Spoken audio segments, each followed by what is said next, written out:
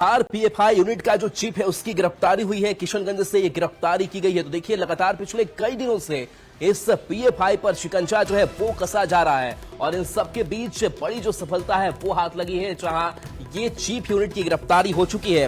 बता दें कि किशनगंज से पीएफआई सरगना महबूब आलम गिरफ्तार हुआ है। एनआईए ने पीएफआई की बिहार यूनिट चीफ को गिरफ्तार किया है।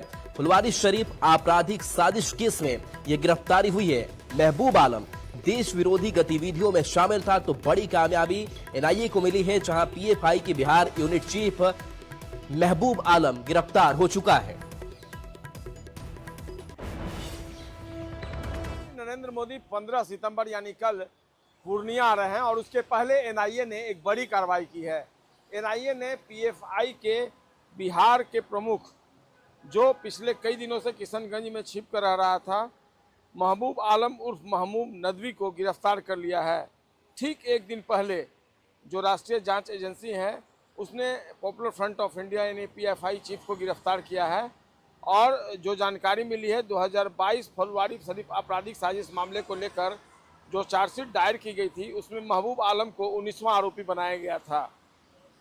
यह जो कार्रवाई की गई है उसमें प्रतिबंधित पीएफआई के 26 लोगों के खिलाफ जो मामला दर्ज हुआ था उसी मामले में एनआईए ने ये एक्शन लिया है। महबूब आलम पर गैरकानूनी और राष्ट्र विरोधी गतिविधियों में शामिल होने का आरोप है।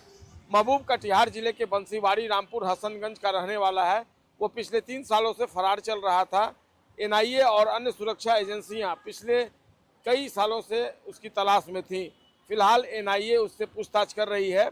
अप्रैल 2025 यानी इसी साल वह किशनगंज के मोहिद्दीन नगर में रह रहा था। गिरफ्तारी के बाद एनआईए और एंटी टेररिस्ट स्क्वाड की टीम किशनगंज पहुंच गई है।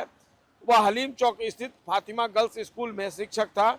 स्कूल में उस पर आरोप है कि वह छात्राओं को इस्लामिक शिक्षा के साथ हिजाब पहनने का दबाव बनाता था। पीएफआई विदेशी फंडिंग से भारत को इस्लामिक राष्ट्र बनाने की साजिश रच रहा था। 2022 में पटना के फुलवारी शरीफ में संगठन की गतिविधियां सामने आने के बाद सरकार ने इस पर प्रतिबंध भी लगा दिया था। एनआईए को शक है कि नदवी के तार पाकिस्तान और बांग्लादेश से भी जुड़े हैं। करीब 2 साल तक ओमान में रहने के बाद वह भारत लौटा था। मार्च 2025 से किशनगंज में एक निजी स्कूल में शिक्षक बनकर वह रह रहा था। टीम इस दिशा में उससे गहन पूछताछ कर रही है। सूत्रों की माने तो नदवी को आगे की जांच के लिए दिल्ली ले जाया जा सकता है और इस पूरे मामले की तफ्तीश, गहन जांच जो है वो भी चलेगी। तो निश्चित तौर पर अब इस मामले में कई और खुलासे हो सकते हैं और देखना होगा एनआईए और दूसरी जो सुरक्षा एजेंसियां हैं वो कैसे पूछताछ के बाद आगे की कार्रवाई सुनिश्चित करती हैं। संजय कुमार, न्यूज़ 18, पटना।